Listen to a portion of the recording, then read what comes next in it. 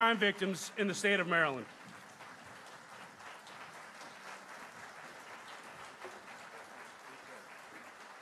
Well, good morning. Roberta, how are you?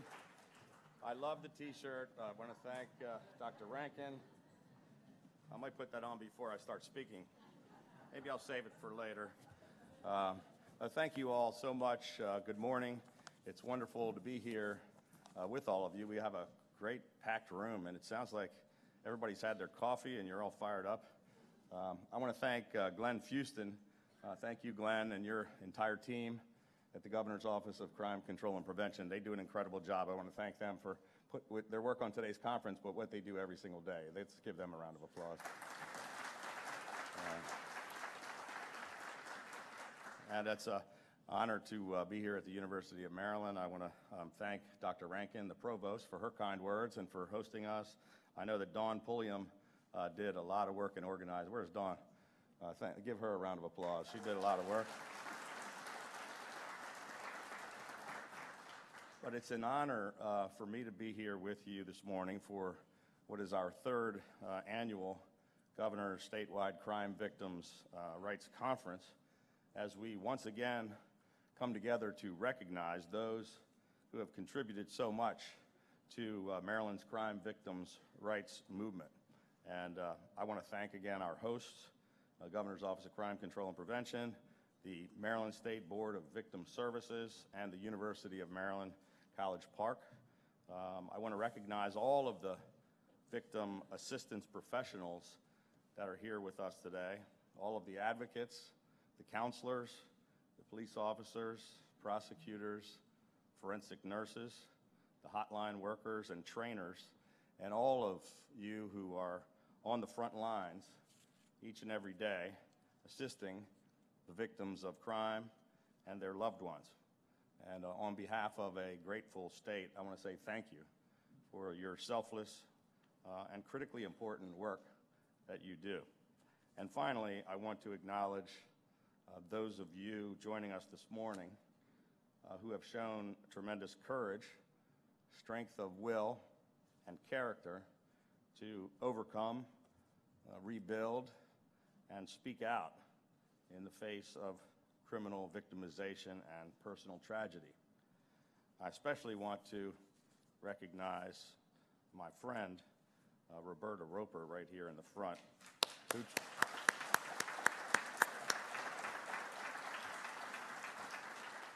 Roberta truly is the mother of the victims' rights movement here in Maryland, and we owe a lot of gratitude to her and for all of her many, many decades of work. Thank you so much for being here. Thank you all for being here this morning. Thank you. Each year in April, communities all across America observe National Crime Victims' Rights Week. And this year's theme is Expand the Circle, Reach All Victims, emphasizing the importance of inclusion in victim services. And it guides the vision of this conference to address how those serving crime victims can better ensure that every crime victim has access to services and to support, and encourages collaboration between professionals, organizations, and communities with the ultimate goal of being able to reach all victims. This week serves as a reminder of the significant progress we have made in securing justice for victims. But at the same time, it also highlights the need to continue our resolve and to work together to create a system of justice that restores victims, strengthens communities, and encourages greater collaboration.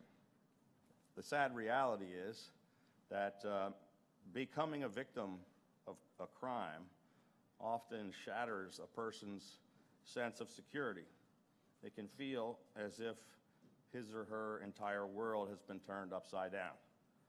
And much too often, it can leave wounds that are often unseen and which sometimes never truly heal.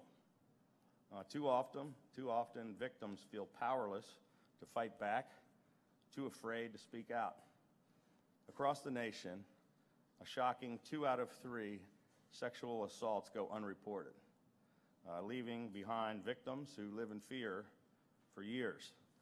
It's estimated that as many as 1 in 5 women experience a sexual assault while attending college. As we know, many are unlikely to even report the incident to police. All too often, when we talk about reforms to our criminal justice system, we focus on the offenders. We focus on ways to give law enforcement and prosecutors the tools that they need to arrest, convict, and put criminals behind bars. But what had often been forgotten in these conversations and deliberations are the victims of these crimes. In Maryland, we have worked very hard for nearly 4 years, alongside many of you in this room today, to create a system of justice that empowers victims, gives them the resources they need to become self-sufficient, and to work to break the cycle of criminal victimization. Last year, we enacted major criminal justice reform for the first time in decades in our state, including key provisions that went into effect in October to strengthen victims' rights and to aid in restoration. The law now requires the withholding of 25% of inmate earnings in order to pay restitution. In addition, it requires an in-depth examination of our existing system of restitution so that we can make certain that criminal offenders pay victims back for their financial losses caused by the offender's action. Our administration has awarded $100 million in federal and state funds to help victims become self-sufficient and to have greater access to available resources. We announced $46 million in grants directly to directly aid victims of crime, which enabled us to fully fund every single one of the eligible funding requests that we received from victim service providers from one end of the state to the other.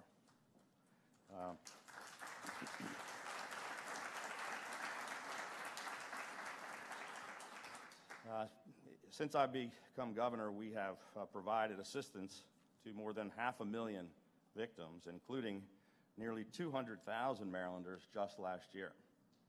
Our administration remains strongly committed to ensuring that victims of crime have the right to information, the right to be present, the right to provide input, the right to receive restitution, and most importantly, the expectation of being treated with the dignity and the respect that they deserve. Last month, we were proud to enact the Rape Survivor Family Protection Act into law.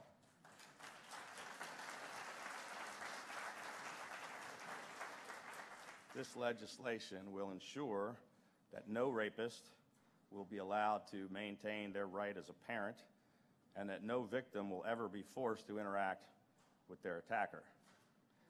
With the signing of this important measure into law, we're increasing the protections available for survivors who have a child conceived through rape, and finally allowing the victims to end the parental rights of their rapist.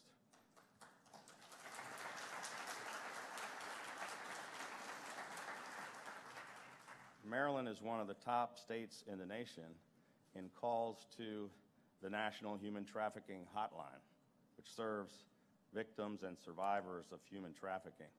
In January, I signed an executive order that requires every single department and agency in the Maryland state government to prominently display information on their homepage of their websites regarding the National Human Trafficking Hotline and the Be Free text line, which allows victims and survivors to send a text message to ask for help or to find local services.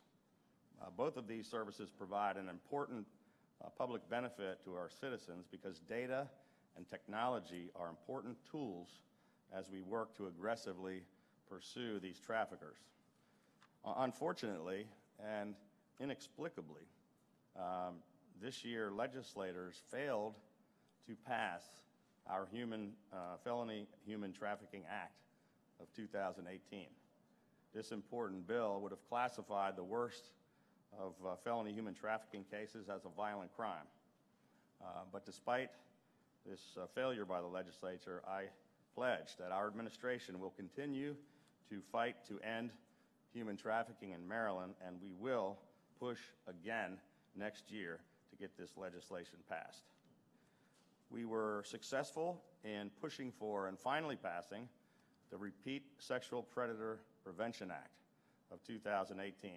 This bill will allow courts to admit evidence of a defendant's prior history of sexual crimes or abuse during prosecution for subsequent sexual offenses.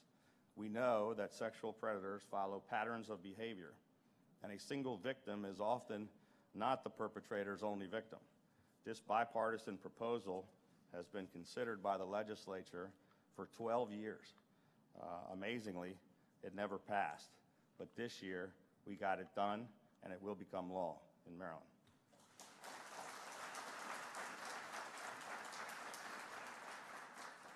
We successfully pushed for legislation to empower victims of domestic violence and to help them rebuild their lives by allowing them to safely purchase a home without the fear that it will expose their location to their abuser. This year we got a bill passed that creates a new victim services unit to focus on restitution by centralizing data collection and working with state agencies to improve restitution collection. This new unit, located in the Governor's Office of Crime Control and Prevention, will coordinate and handle case management for restitution claims in Maryland and will act as a one-stop shop for victim notification and for the dissemination of information regarding restitution. I'm pleased to report that we got the legislature to pass comprehensive crime bills, which included nearly all of our administration's violent crime initiatives, including tougher sentences for repeat violent offenders and individuals who use guns to commit crimes. All of these important bipartisan measures will help to protect the most vulnerable among us, will improve services for the victims of crimes, and will help us reduce and prevent the number of future victims of crime. Most important, my most important responsibility is the safety of our Maryland citizens. Together, we've already accomplished so much, but there's still much more work that needs to be done. To every one of you in this room and to all of the service providers and the victims all across our state, I want you to know that our administration will continue to make victims' rights a top priority, and that we will continue fighting on your behalf each and every day. With all of us continuing to work together on behalf of victims, we can and we will continue to change Maryland for the better. Thank you all so much.